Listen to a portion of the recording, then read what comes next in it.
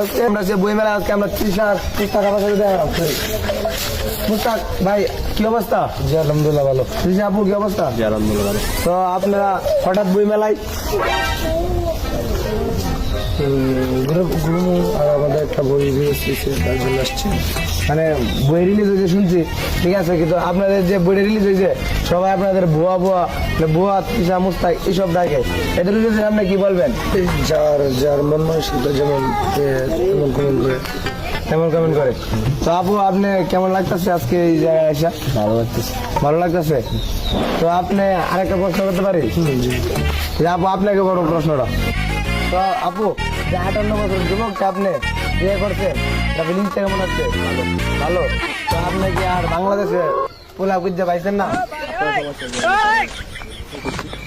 আমার সমস্যা না, বলতেছি মানুষ আপনাদের বুয়া বুয়া বলে।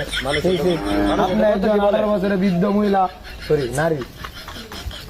তো আপনারা আজকে যে বই মেলা আসছেন, তো আপনারা বাসা থেকে আসার রাস্তা দিয়ে কোনো কিছু হয়েছিল, মানে পাবলিক কিছু বলছিল বুয়া এইসব তো বলে